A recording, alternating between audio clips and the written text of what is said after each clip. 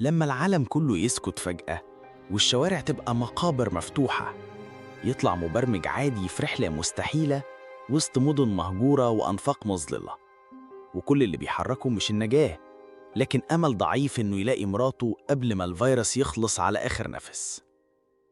القصة بتبدأ سنة 2013 وقت ما ظهر فيروس غريب قلب الدنيا فوق تحت. أي حد ينزل الشارع كان بيموت في لحظة من غير سبب معروف ولا تفسير. المدن اتحولت لصمت والشوارع بقت مقابر مفتوحة، وكل واحد نجا من الكارثة قفل على نفسه في البيت خايف يواجه المصير المجهول. في شركة طاقة كبيرة اتقفلت الأبواب على مجموعة موظفين كانوا موجودين وقت ما الفيروس انتشر.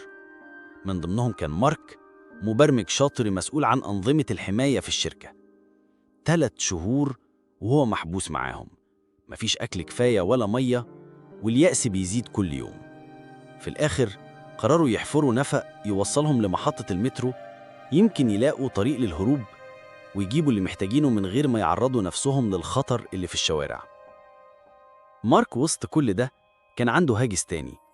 عربيته اللي في الجراج اتكسرت والجهاز اللي بيحدد المواقع اتسرق.